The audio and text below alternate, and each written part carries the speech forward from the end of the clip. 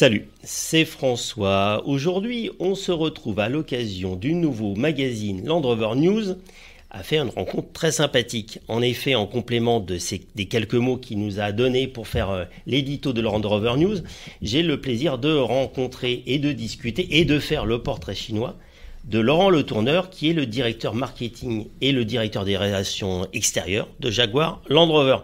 Alors, Laurent, d'habitude, il y a une promo un petit peu d'une actualité. Bon, la promo de l'actualité, c'est les nouveautés chez Land Rover en particulier. On va le retrouver dans le magazine. Mais là, la discussion qu'on va avoir, c'est de vous découvrir un petit peu. On va parler un peu de Jaguar Land Rover. On a le droit de sortir du sujet. Et moi, je vais attaquer et démarrer dans le vif du sujet. On parle d'automobile. Alors, vous m'avez dit en préalable que vous rouliez en tout électrique. Mais c'est quoi l'endroit préféré pour rouler de Laurent Le Tourneur ? Écoutez, j'ai quand même une prédilection pour la région des Alpilles.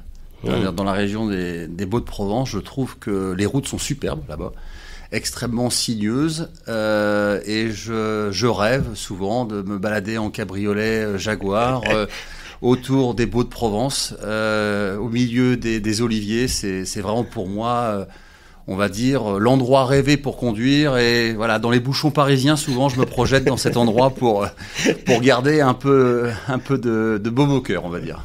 Oui, bon, l'image est attirante. Je pense qu'il y a beaucoup de gens qui vont se retrouver dans cette vision. Alors, c'est quoi le véhicule préféré ? Quand je dis véhicule préféré, ça peut être actuel ou passé ou totalement affectif. C'est quoi ce qui vous vient à l'esprit quand je vous envoyais les questions ? Qu'est-ce qui vous est venu ? Qu'est-ce que vous avez envie de raconter sur quel véhicule ? Écoutez, pour moi, j'ai une voiture qui m'a toujours marqué, c'est l'XK, le Jaguar XK. Ouais. Pourquoi ? Peut-être parce que j'ai été recruté il y a de cela, il y a plus de 25 ans chez Jaguar.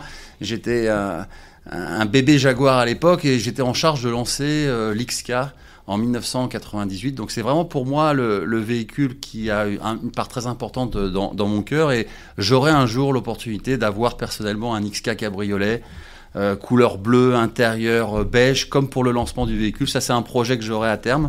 Ça, c'est une évidence. Sinon, la voiture de rêve pour moi, en sortant peut-être des marques Jaguar Land Rover, reste la C-Cobra, qui est pour moi une voiture mythique, une voiture inaccessible, mais qui me plaît particulièrement.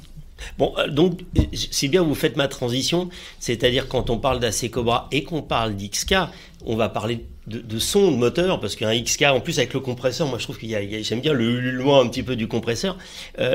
La question suivante, c'était le son de moteur qui vous fait vibrer, qui vous plaît. Donc, c'est quoi le son de moteur de Laurent Le Tourneur ?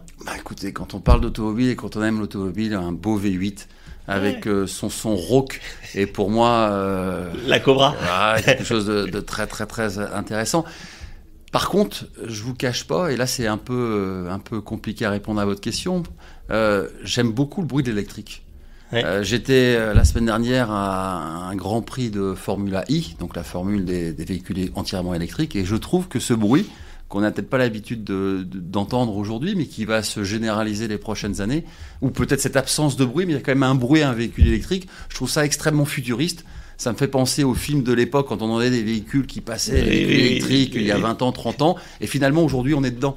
Et voilà, un V8, c'est beau, mais le bruit d'un véhicule électrique est aussi intéressant à mes yeux.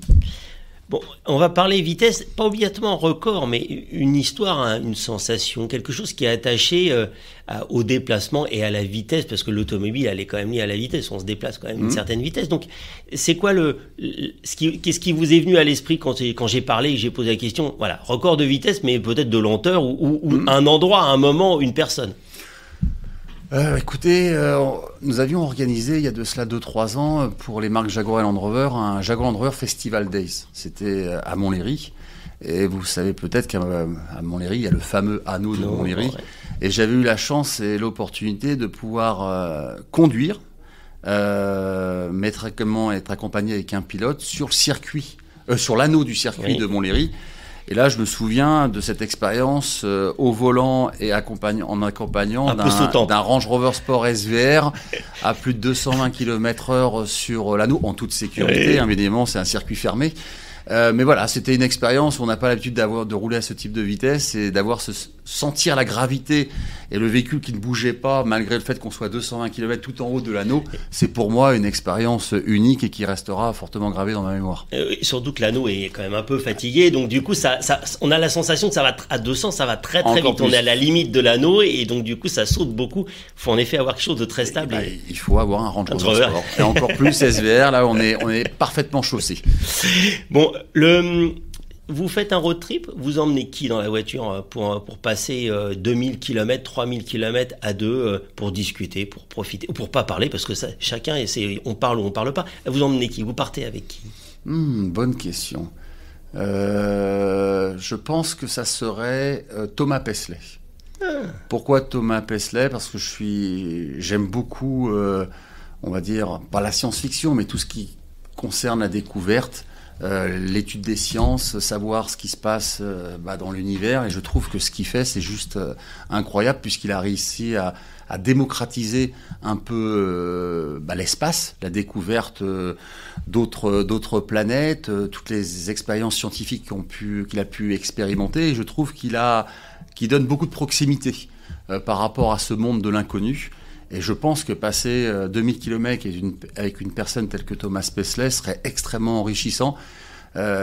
Comprendre ce qui le pousse à aller dans ces endroits qui sont quand même assez risqués, voire même très risqués. Et je trouve cette découverte de l'inconnu et le travail que font les scientifiques pour mieux connaître l'homme et pour mieux connaître l'environnement qui nous entoure. Et pour moi, ça serait une expérience unique et très enrichissante. Bon, alors, les rares moments où vous ne seriez pas dans cette découverte un peu culturelle et de la science, vous écoutez quoi avec Thomas dans la XK? Écoutez, j'ai deux albums de prédilection. Ça serait, je mettrais U2, l'album Joshua Tree, qui est pour moi le meilleur album de toute l'histoire. Et peut-être dans un deuxième temps, puisque 2000 km c'est aussi long, donc il vaut mieux avoir une playlist assez soutenue, je bifurquerais sur du Dire Straits avec Sultan of Swing, qui est aussi un bel album que j'ai apprécié beaucoup. Par contre, là, en mettant la musique, le son vraiment très fort.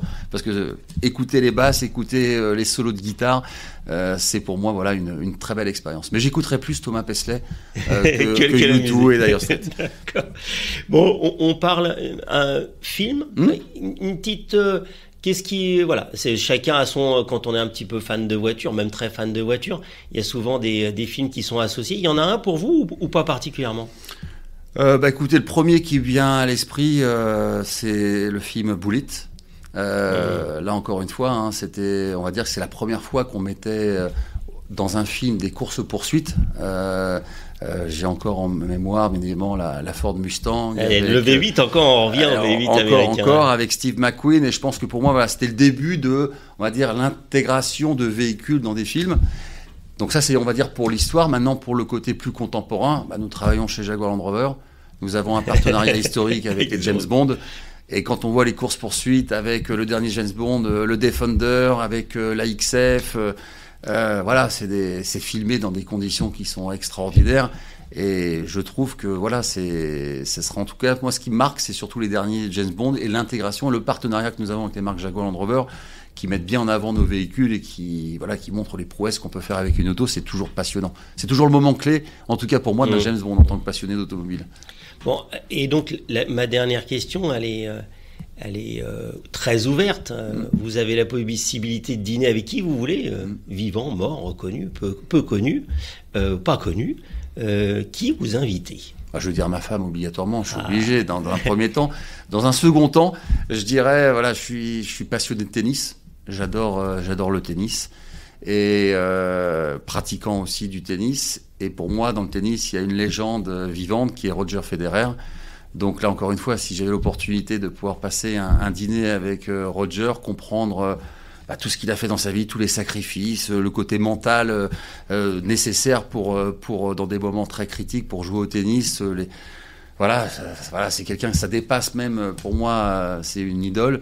Donc pouvoir passer un moment avec Roger Federer et refaire l'histoire du tennis, ou comprendre les moments clés, les victoires, les défaites, qu'est-ce qui est passé dans sa tête à tel ou tel moment, ou même l'évolution du tennis pour demain, ça serait pour moi, je signerais pour ça, volontiers. Formidable. Merci beaucoup Laurent pour ce temps donné pour qu'on fasse cette interview.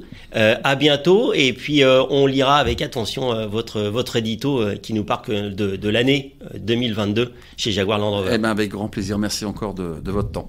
Merci.